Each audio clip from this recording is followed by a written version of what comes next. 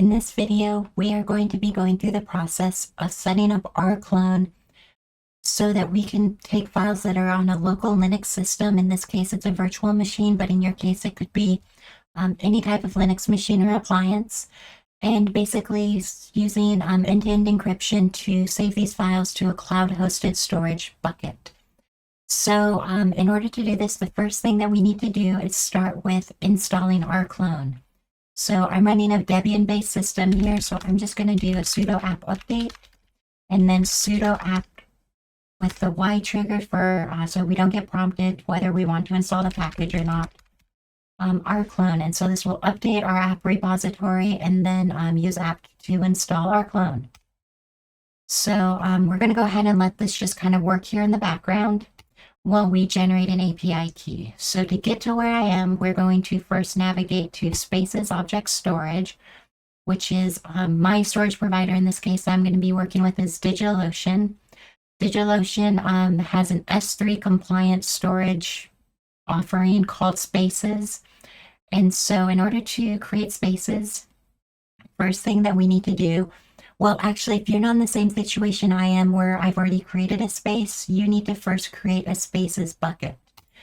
So the only reason you need to do this manually is if you had never activated the Spaces subscription. So with the Spaces subscription for $5 a month, you get something like, I think, 250 gigabits of storage and 1024 gigabits of transfer in and out for a base of $5 a month. So if you've already activated this, you don't need to create a bucket or anything. We're going to be going through that process as part of what we're doing with Rclone. Once you've gone ahead and you've created an initial bucket, you can delete it. Buckets that you create take 7 days to delete. And so you can use the bucket that you created, you can download, delete it. Either way, what we need to do is generate an API key. So we're going to go to the API page here. We're going to click on this button, Generate New Key, and we're going to name this key whatever we want. In this case, I'm going to name it Rclone since that's what I'm using it with. And now it will display for us well, in a second here, there we go. It will display for us an access key, which we can think of essentially like a username or a password. And you can see here that I'm saving it into Notepad. And then a secret key. And so the secret key we can kind of think of as like a password. And so ordinarily you want to keep these as sensitive or as secret as you would any other username and password combination. For the purposes of this video, I am going to be deleting this key and all of this infrastructure as soon as this video is done recording. So I'm not too concerned about exposing these. Once we've created that key, we can go ahead and just navigate back to Spaces Object Storage. And then we want to go back to our app installation. We can see that we need to restart a daemon for this install. So we're going to go ahead and take care of that. And then it looks like our install is done. We can verify that Rclone is up and running by just running a help command. And so we see that Rclone is installed properly. And so the next thing we need to do is configure Rclone. So we're going to do that by running rclone config.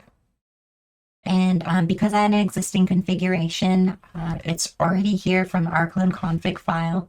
But I'm going to go ahead and just delete it. And so we can start with new. If you've never used Rclone before, you're going to see this message saying no remotes found. Make a new one. And so I'm going to go ahead and select the option for new remote.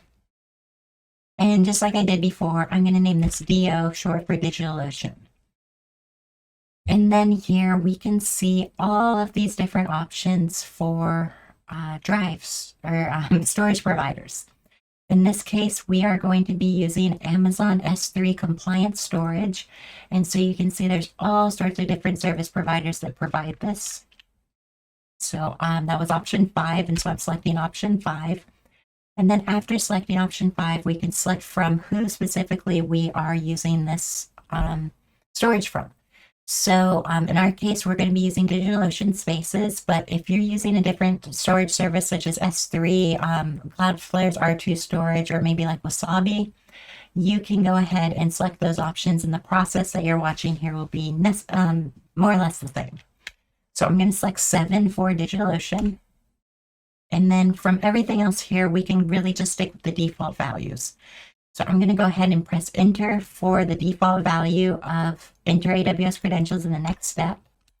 I'm going to take this key, copy and paste that in here. I'm going to take our secret value, copy and paste that in.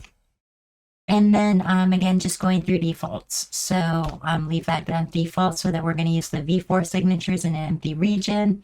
We are going to use the default DigitalOcean Spaces region here of New York City 3. We don't need any kind of location constraint. We're going to use the default of owner gets full control, no one else has access rights. And we do not need to edit any advanced configurations at this point. So now we have this all set up, we can review these options and say, does this look okay? And we say, yes, it does.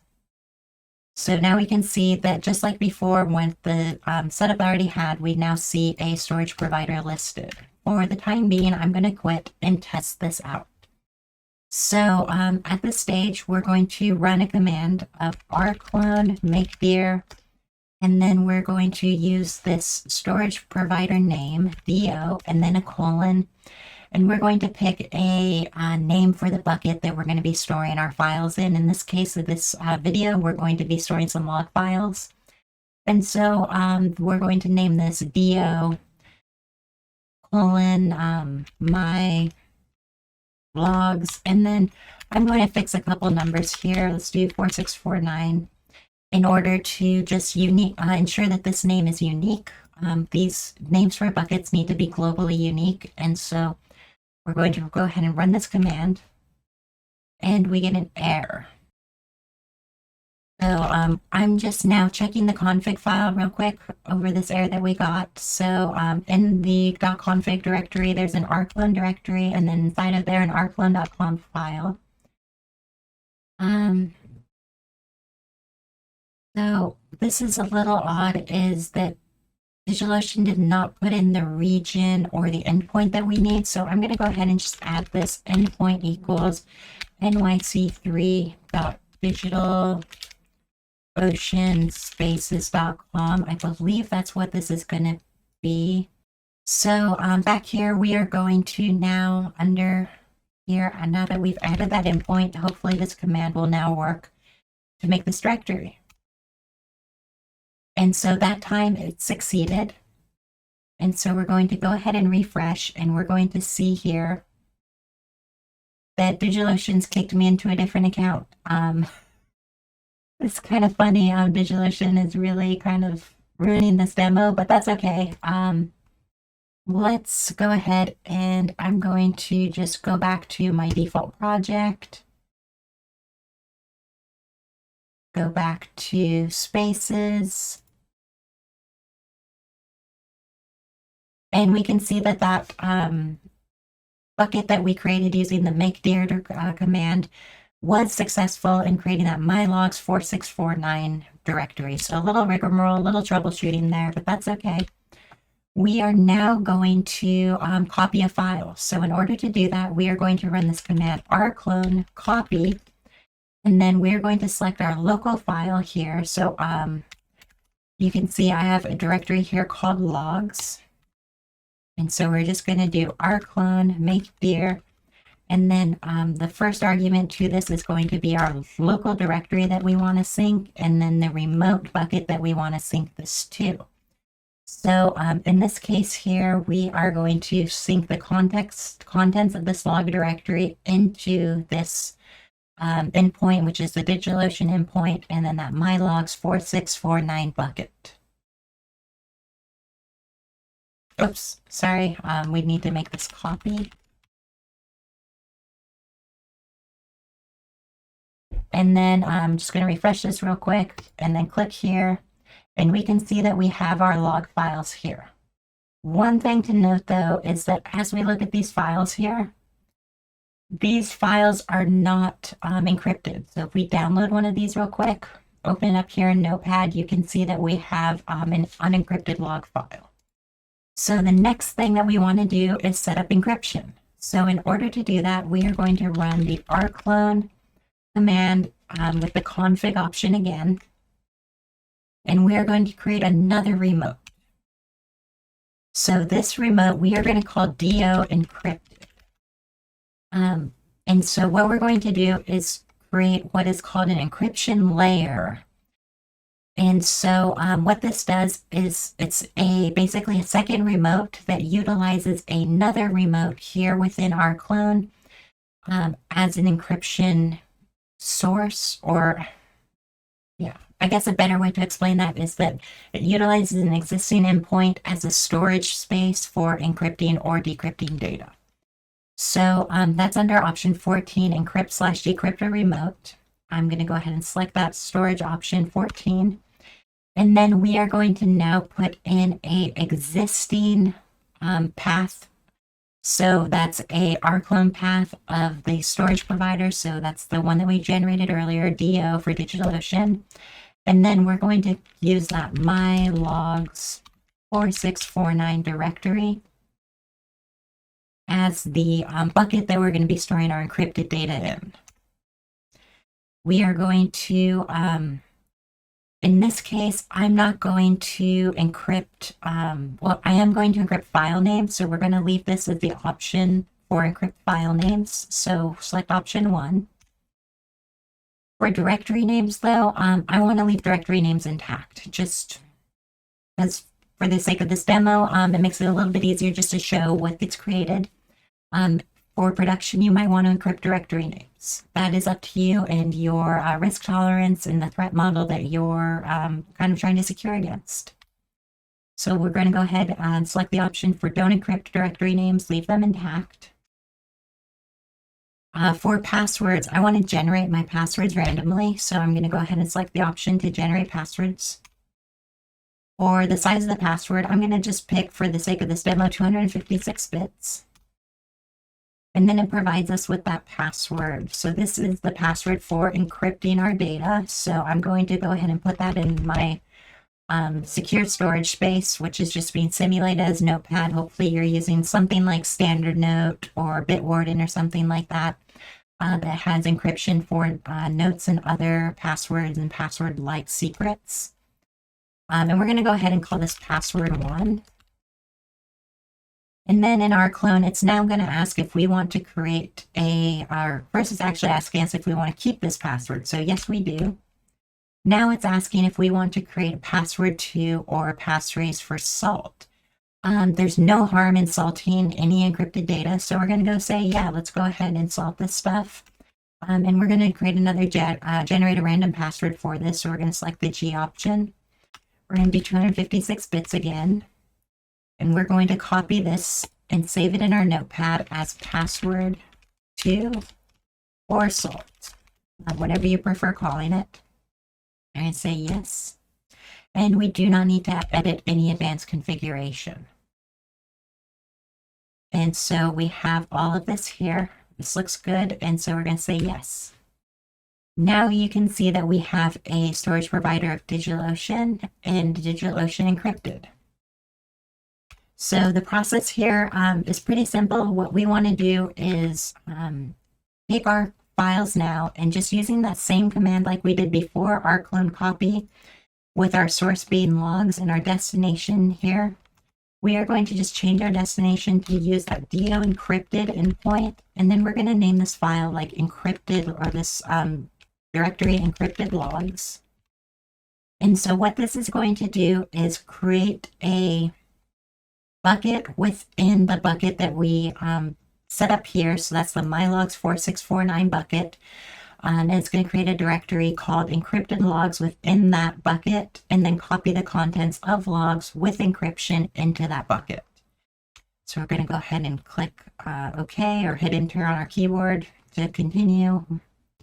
And then if we go over to DigitalOcean, refresh the view of our bucket, we will see that we have this directory now called encrypted logs.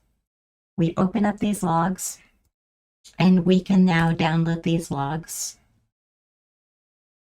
And if we open these logs up, we'll see that we have going to take a second because it is encrypted, a bunch of encrypted binary data that's getting rendered as random Unicode. So that looks proper.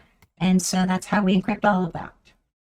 And so essentially what we can do now is anytime we want to sync the contents of that log directory, we can just run this command exactly as is, and it will move any data that's new and synchronize any changes from the system into that directory. If we wanted to make that process automatic, one thing that we could do is use cron tab. So just one thing that I want to grab before jumping into cron tab is I want the absolute path to Rclone. So user bin Rclone. And now we're going to use cron tab with the E option in order to open cron tab and edit it. We're going to go ahead, I'm going to select Vim Basic. And so here we are now going to add a cron tab entry here.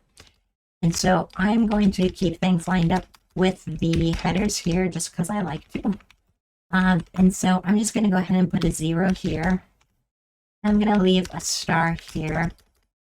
And so what we're going to do is every day, once a day, when the 0 or when the hour is at 0 and the minute is at 0, we are going to execute this command, rclone copy logs.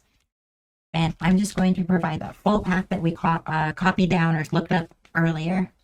And yeah, just run it like this. Save this file, quit. We can see that we get a message from cron tab saying installing new cron tab. And now that command will execute automatically every night at midnight. And we don't even have to worry about backing up that data. So when it comes to downloading that data, the process is relatively the same. I'm going to create another video in the future going through that process, maybe in Windows, so that we can kind of look at what this looks like working across operating systems.